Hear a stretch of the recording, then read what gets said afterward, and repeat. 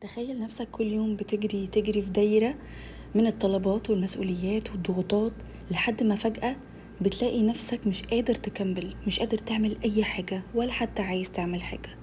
جسمك حاسس ان هو مرهق، عقلك مشوش، حتى الحاجات البسيطة اللي انت بتعملها وبتحبها وبتفرحك ما بقتش عايز تعملها، ما بقتش حاسس بقيمة ولا معنى لأي حاجة. اهو ده بقى اسمه الاحتراق النفسي او البيرن اوت. هو حالة من الإجهاد العاطفي والجسدي والعقلي والاستنزاف الطاقي، بتخليك دايما تحس ان انت فاضي من جوه وكأنك عايش على وضع باتري لو، زي الموبايل لما يكون هيفصل كده. او ده بالظبط اللي بيحصل لك. لكن الاحتراق النفسي مش ضعف ولا كسل، هو رسالة قوية قوي من عقلك وجسمك انك محتاج توقف اللي انت بتعمله ده، محتاج تتراجع خطوات لورا وتعيد شحن نفسك وطاقتك من جديد. لو بتسمعوا البودكاست بتاعي لأول مرة، أنا ياسمين وده ياسمين كورنر. ما تنسوش تشتركوا في القناة عشان يوصلكوا كل الفيديوهات الجديدة. طيب ازاي اعرف ان انا بمر بالبيرن اوت او حالة الاحتراق النفسي؟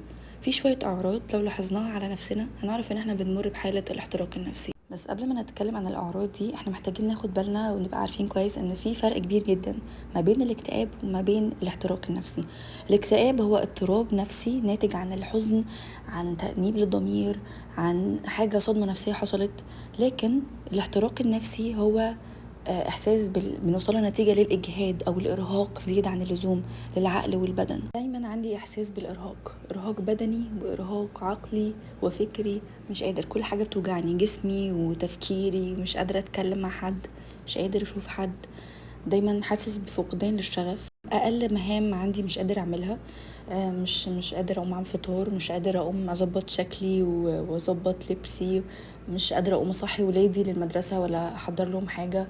ماليش نفس اطبخ ولا اوضب البيت. لو ام مثلا مش قادره تتعامل مع اولادها، على طول بتصرخ وتزعق وعصبيه زياده قوي، ما بتسمعش لاي حد، خناقات مع جوزها طول الوقت، خناقات مع اصحابها، مش قادره تتكلم مع حد، اي حاجه بتواجهها بالعصبيه زياده قوي على اتفه الاسباب. برضو بنحس ان في الام جسديه وخصوصا الام العضلات، بيبقى فيه زي كرامبات كتيره في الجسم، وجع، اضطرابات في الهضم، مشاكل في النوم زي الارق، او حد بيقلق كتير قوي بالليل، مش عارف ينام اصلا بانتظام، فبالتالي ان انت بتصحى تاني يوم جسمك مش قادر، جسمك مكسر، مخك مش قادر يشتغل، مش قادر تركز في اي حاجه، بتنسى كتير قوي وبتبقى عايز تعزل نفسك عن الناس تماما. فالبيرن اوت او الاحتراق النفسي باختصار هو اجهاد بقى في كل حاجه. برضو لو حد بيشتغل او موظف بيلاحظ ان هو طول الوقت مشدود، مش عارف يدي طاقة خالص للشغل، مش عارف يفكر، حاسس ان هو بيعمل الشغل او كل حاجة هو غاصب نفسه، مش عايز يروح الشغل، مش قادر يتعامل مع حد، فكل حاجة بتمر بتنشنة. ده خلاص هو كده واصل للاكستريم، مش قادر، طاقته زيرو. طيب ايه بقى الاسباب اللي بتوصلني اصلا لمرحلة البيرن اوت، او ايه اللي يخليني اوصل للليفل ده؟ احنا بنوصل للمرحلة دي اصلا بالتدريج، مش فجأة، مش في يوم وليلة، لكن احنا بنتجاهل شوية أسباب كده أو شوية حاجات، هي في الآخر بتنكتشف إن احنا خلاص جسمنا بيعطل، غصب عنك جسمك بيوقفك، بيقولك كفاية، أنا مش قادر، ارحمني. أول حاجة الضغط النفسي المستمر، أنا شغال أو بعمل حاجة روتينية حطاني في ضغط مستمر، أنا ضاغط نفسي، أو إن أنا لازم أنجز، لازم أخلص مهماتي، لازم مسؤوليات كتيرة عايزة أنجزها ورا بعض وما برتاحش، مفيش راحة.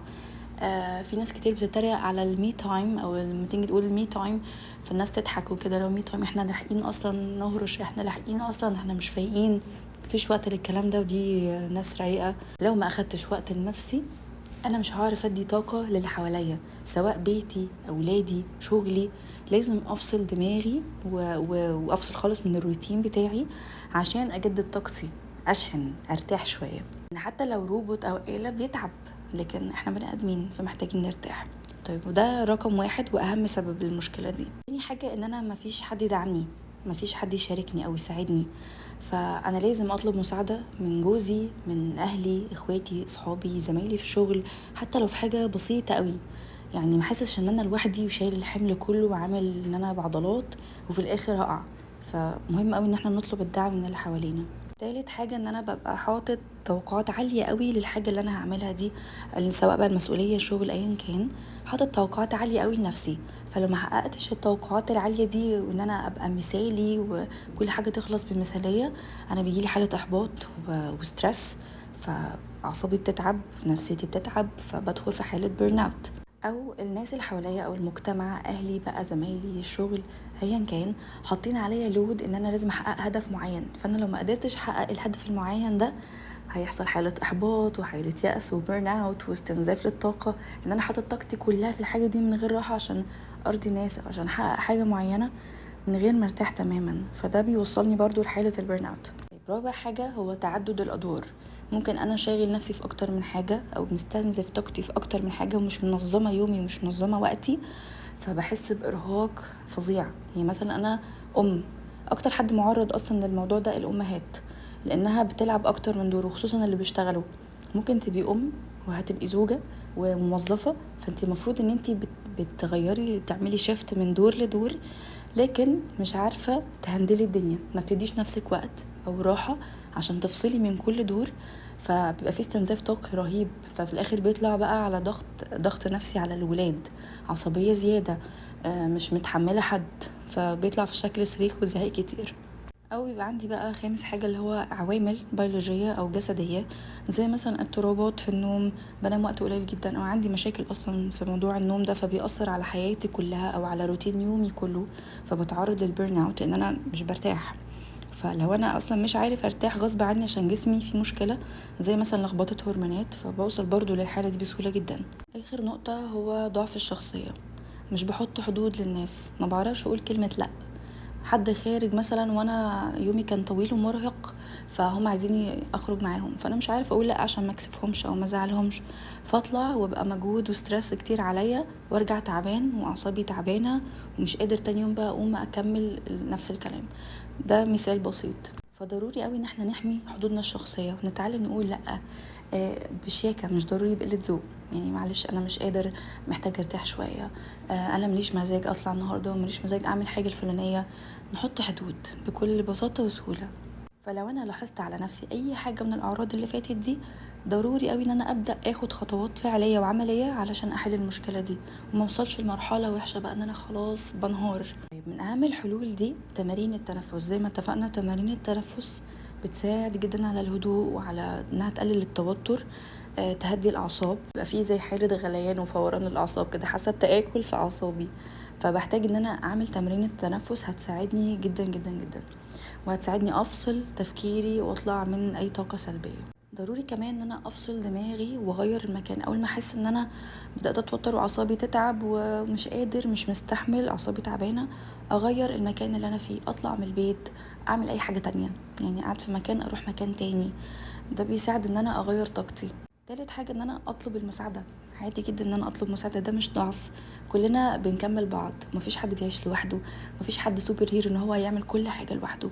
فعادي قوي ان انا اطلب من الناس اللي حواليا اللي بحبهم بيحبوني مهام بسيطة او مساعدات بسيطة جدا. ودي على فكرة من الحاجات اللي بتفرق جدا في النفسية، لان هتحس ان انتي مش لوحدك، هتحس ان في حد واقف جنبك بيساندك. فالنقطة دي بتفرق جدا جدا في النفسية. النقطة الرابعة ان انا احاول ابعد عن اي افكار سلبية، اي تفكير في المسؤوليات والضغوطات، افصل دماغي باي شكل، شوف بحب ايه بعمله. احاول اعمل كل حاجة تساعدني على الاسترخاء، اخرج من البيت، اخد دش ساقع، افصل دماغي، اشرب لي كوباية قهوة كده في البلكونة في جو هادي، افصل دماغي عن التفكير في اي حاجة، بطل تفكير زيادة باي شكل. اول ما احس ان دماغي بدأت تتسحل في التفكير اشد الفيش على طول. التفكير اصلا الزياده ده هو اكتر حاجه مؤذيه لاي حد في الدنيا، بقى بيعاني من الاحتراق النفسي او حد عادي. كتر التفكير مرهق بشكل يعني اكتر من الارهاق البدني. طبعا ان احنا نظبط نومنا دي حاجه مهمه قوي ومن الحاجات الاساسيه، لان انا لو ما ظبطتش نومي انا يومي كله بيتشقلب وطاقتي بتبقى رايحه، ما بيبقاش فيه اصلا بركه في اليوم. فبمجرد ان انا انام بدري اصحى بدري بالتدريج، احاول على قد ما اقدر نفسيتي هتبقى احسن، هكون اهدى، هيبقى عندي وقت اكتر في يومي، فمش هبقى ضغطة نفسي، هقدر انفذ المهام بتاعتي ومسؤولياتي بشكل منظم اكتر عشان هيبقى معايا وقت كفاية. في كمان نقطة ان انا انفذ قاعدة التلاتة. يعني ايه؟ يعني كل يوم احدد 3 مهام بس اساسيين هم اللي هنفذهم، والباقي كله يتقسم على ايام تانية او يتوزع بقى في وقت مناسب.